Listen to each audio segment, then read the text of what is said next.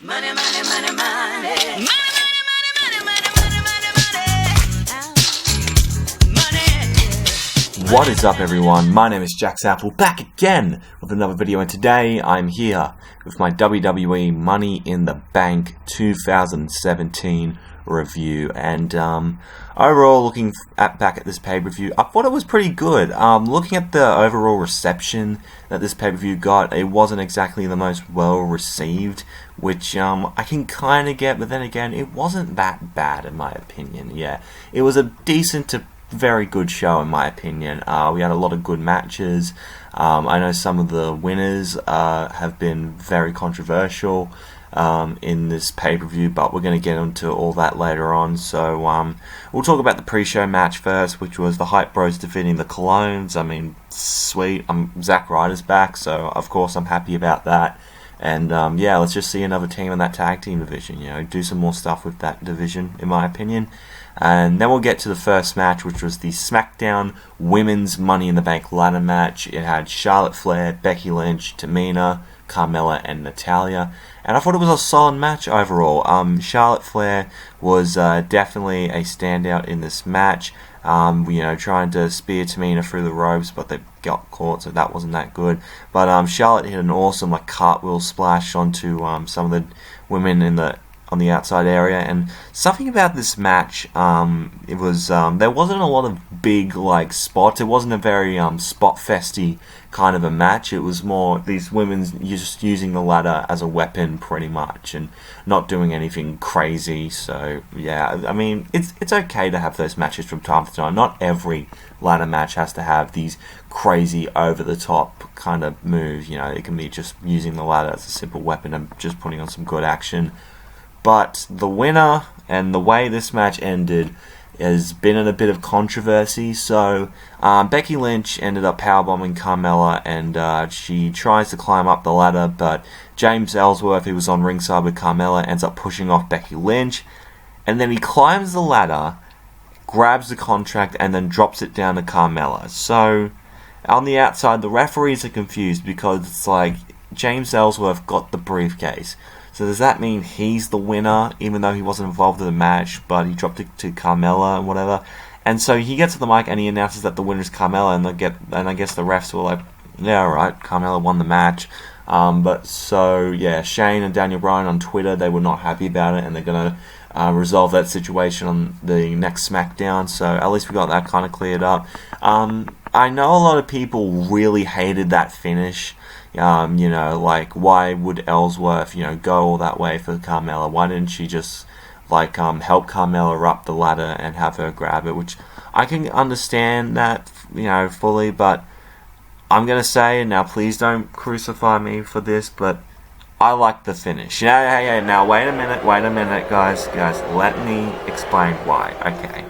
This builds great heel heat for Carmella, and especially for James Ellsworth. I mean, James has done a very good job as a heel ever since he's been paired up with Carmella, so I've actually kind of liked that dynamic that they're bringing. So hopefully this can bring Carmella up a bit in the SmackDown Women's Division, because she's good, but she's not exactly, she hasn't reached her full potential yet. And I think with this Money in the Bank, I think she'll be able to do some more things that can get herself noticed in the women's division. She's done well so far, but I think this is going to be the ticket for her to really shine, in my opinion. So yeah, and also with Ellsworth kind of pushing off Becky off the ladder, that could set up a feud between them. Maybe at Battleground, I think that's the next pay-per-view, Becky Lynch and Carmella can have their match and their feud or whatever, and then maybe at SummerSlam they'll have an intergender match, which is Becky Lynch versus James Ellsworth, and that can be just Becky Lynch beating the living shit out of James Ellsworth, and that will probably be a 4-hour show, which fucking yay, 4-hour SummerSlam. But overall, I thought the match was fine. I actually like the ending, despite what other people think, although I can completely understand why people wouldn't be fans of it. And yeah, good way to open up the show.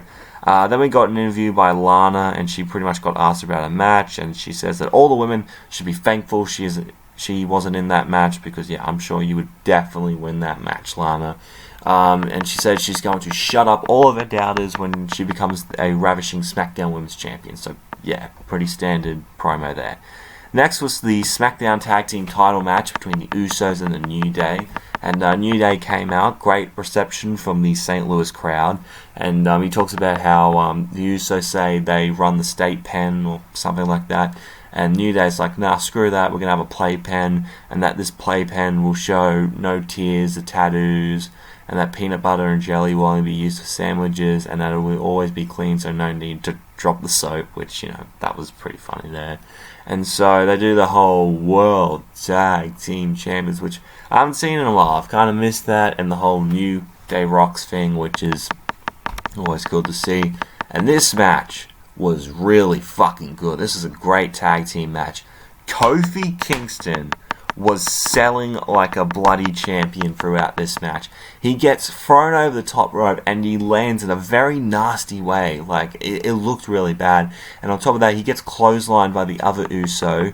And like, the Usos pretty much beat the shit out of Kofi throughout like the first portion of this match. You know, hitting like a double suplex on the LED ring post and pretty much cornering him until he can finally tag in Big E. And then he pretty much spears Jimmy through the middle rope, which I cringe every time he does that because I'm worried for his life. And then I started aiming for Kofi's knee, you know, doing like the big jump kick to his knee and like putting him in the single-letter bossing crab. And so Jimmy goes for the outside dog, but then Big E catches into a belly to belly. Also, Big E was great in this match as well. You know, Jay went for a super kick, but then he got caught in this like really cool reversal submission thing. Like, they both hit kicks on each other at the same time, but Kofi ended up catching Jay in something, which was really cool. Kofi gets caught with a super kick by one of the Usos, but Big E tags him before it connects. And then Jay goes for a dive, but then Big E catches him just. He almost landed on his bloody head. Hits the big ending on him, but then Jimmy breaks it up at literally the last second. And then how it all ended, New Day hit their Midnight Splash, but Jimmy once again pulled Jay out of the ring. And then they grab the tag team titles and they lose by count out. Which, you know, I'm not a big fan of count out victories at all, but I can understand. It kind of made sense. It didn't upset me that much. You know, Usos, they were just being really good heels throughout this whole match. Of course, New Day looked great as baby faces, especially Kofi. A lot of sympathy going towards him after getting the shit kicked out of him by the Usos, and him basically just getting cornered by them, which is great strategy for the Usos. And I'm pretty sure this is not going to be the last time we see a match between the two. Maybe a Battleground or SummerSlam, and I think New Day is going to be the team that takes the championships from the Usos. Like, Usos have been really good SmackDown Tag Team Champions in my opinion, but I think the New Day, when they win it, they're just going to elevate it even more. So yeah, if we see another match from these two, I would not complain whatsoever, because this match was fucking great. Next, we had the SmackDown Women's Championship match between Naomi and Lana. Lana, let's talk about how she did, like, performance-wise. She was fine. I didn't think she was as bad as, you know, some other women's wrestlers out there. She wasn't Eva Marie levels of bad, thank God. But yeah, she has a lot of improving to do. Like, a lot of improving. I thought the outfit that she wore was, god damn, she looked fucking beautiful. She was very easy on the eyes, let's just say that. You know, Lana started dancing at the start because that's her gimmick. She's the dancing Russian, whatever. But then Naomi pretty much takes her down and pretty much, she goes on her for like the first moments of the match. Lana tried to bending Naomi's leg and aiming for that leg area because it got hurt somewhere. Naomi hits the rear view, kicks out of that, and then while they're having their match and all that, Carmella then comes out and pretty much teases a cash in, and Lana went for some sort of like fisherman slam, but then Naomi locks in her submission moves where she wraps her like her arms and legs around the person's arms and grabs her by the neck, whatever weird move. She ends up retaining the title with that, and then Naomi and Carmella pretty much stare down after the match. I thought it was a standard to good women's match. I really liked the aiming at the leg. By the way, we saw a lot of matches where people were aiming for a certain body part, which kind of ran its course, but then again, it makes sense for them to aim for a body part to kind of injure your opponent and get the win there, so I can't complain too much about that. But yeah, fine women's match. Lana, she was okay, but she has a lot to learn in my opinion. But yeah, not really much to complain about that match. Next, we had a Fashion Vice segment with Breezango, like Fandango and Tyler Breeze. They've been doing really good at the moment with the segments they've had, like the Fashion File segment that's been really funny. Fandango ends up talking on like Paul Heyman's old phone from WCW, which was pretty cool. And they talk about how they will find the person who has been attacking Tyler Breeze on SmackDown recently. They find this VHS that says "Watch Me." They put it in the VHS player, and it shows these two dudes in darkness and with like altered voices, and it's like, we're the ones that have been attacking you this whole time, and meet us in the ring and all that. So yeah, it sounded like the Ascension to me, but I guess we're gonna have to find out later on, as I tell you. And then right after that, out of the fucking blue, guess who shows up? Mike Bennett and Maria Kanellis. Yes, Maria is back in WWE. We haven't seen her in, God, I'd have to say 7 or 8 years. It's been a long, long time, because Maria's done stuff with Ring of Honor and New Japan with Mike Bennett and all that. So, like, holy shit, it's been a long time, but she still looks really beautiful. And what they've pretty much got like this really lovebird gimmick. Like, they are just a couple who is just head over heels in love to the point where it's just sickening in a way, because it's like, oh, you are the perfect woman and this is what perfect love looks like. So they're obviously healed, and so Mike has taken Maria's last name. Instead of Maria calling herself Maria Bennett, it's Mike Kanellis. So I think Maria might be the one in control of that relationship. And I like how JBL right at the end says he took her last name, like, just with no emotion whatsoever. It's like, are you fucking serious, dude? But yeah, it's interesting. We're probably gonna have to see more of it, but I wish for the best for Mike Kanellis and Maria and all that. So yeah, hope to hear the best from you two soon. Next is for the WWE Championship. It is Jinder Mahal versus Randy Orton in a match I actually quite enjoyed. And so did the crowd, because the crowd was super hot for this match. Like, I gotta tip my hat to the St. Louis crowd. They were fantastic tonight. Of course, they lost their shit when Randy Orton, the hometown boy, came out and they booed the fuck out of Jinder Mahal. It was perfect. And right at the start, Orton just went ham on Mahal the whole time, and the Singh brothers kept interfering throughout the match and all that stuff. And Mahal ended up started aiming for Orton's leg, which seemed to be a common theme throughout the pay-per-view, like aiming for someone's body part. But I think Mahal threw Orton onto the outside, and he landed on his knee really badly, or landed on his leg or whatever. So he Mahal pretty much aimed at that throughout the entire match. And then the Singh brothers kept interfering throughout. Like when Orton hit the RKO for the first time, and Mahal with some Kane-level knee selling there. I mean, that was just horrible. Singh brothers pretty much put Mahal's leg on the rope until they got ejected from ringside because they'd just been pissing about too much. And they had some legends sitting in the front row, and where the hard cam is, like Ric Flair, Sergeant Slaughter, a whole bunch of those guys, and so was Cowboy Bob Orton. And so the Singh brothers go towards Cowboy Bob Orton, and they threaten to beat him up. Orton looks over it, he gets fucking pissed, and pretty much just kills the Singh brothers. You know how at Backlash where he did like the big suplex thing and one of the Singh brothers died by laying on his head? Yeah, they did that again, which was, poor guy. And he hits a running RKO through the announce table, which was crazy. But as soon as he gets back in the ring, just like the last match, Mahal kicks his bag leg. He hits his $1 million dream slam thingy to retain the championship. I thought this was a good match. Mahal retaining, I think they're probably going to go more with him. I think the feud with Orton is over. If so, if they have like the final third match, it's going to have Orton win back, in my opinion, at Battleground. But like, just fucking give it to someone else. Like, see who else Mahal could potentially face. I mean, we did hear that John Cena would be returning to SmackDown July 4th, so he could be involved with Cena, could be in a program with Cena. If so, then I'm kind of worried for Jinder Mahal, because, you know, it's Super Cena. He would want to win back a championship soon, even though he held it in Royal Rumble to Elimination Chamber. But that's besides the point.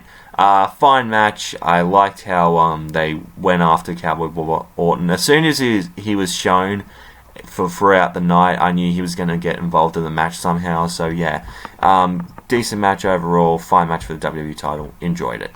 Then we get to Breezango revealing who the person that attacked them was, and it was the Ascension. Yeah, it was the Ascension. They won the match. Cool. Let's move on to the main event.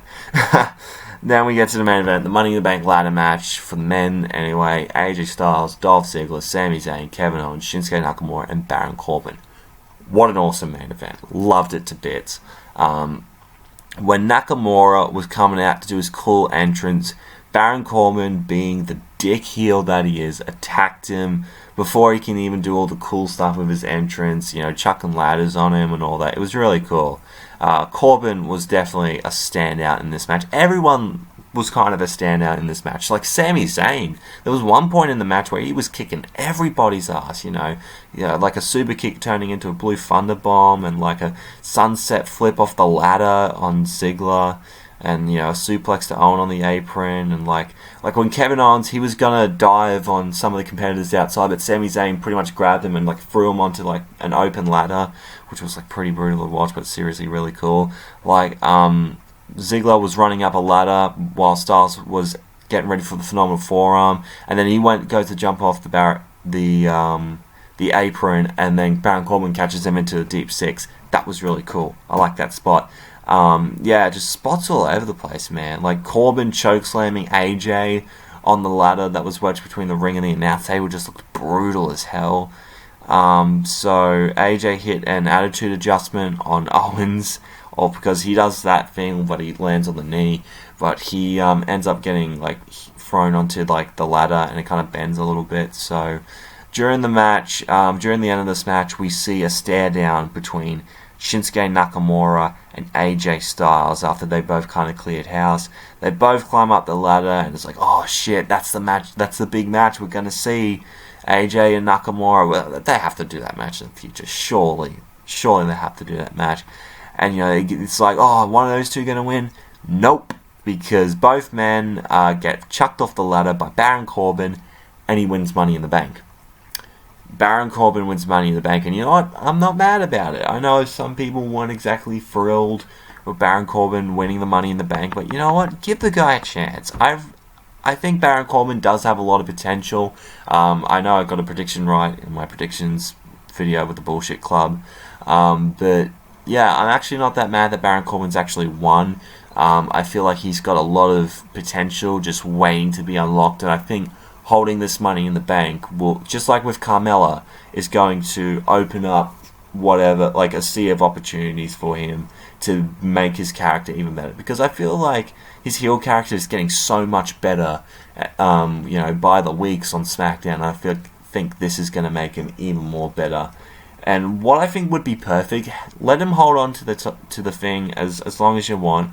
Maybe have a match going on where like a fan favorite like AJ Styles or Shinsuke Nakamura wins the title. It's like, yeah, he finally won it and all that. And then Baron Corbin just attacks him from behind and takes away that shot from him. Like, that would be fantastic.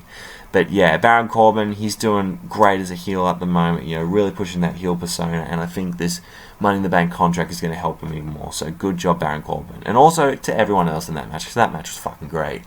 So yeah, this was Money in the Bank pretty much wrapped up there. My match of the night would have to be the Money in the Bank ladder match, the men's one. Just like I said before, great action, great spots, everyone looked good coming out of this match, and Baron Corbin is hopefully going to do well in the future. How would I rate this show? I'm going to give this show a 7.5 out of 10. I thought this was a pretty fucking good show. I know not everyone really enjoyed it, but for me, I dug it. I really enjoyed it.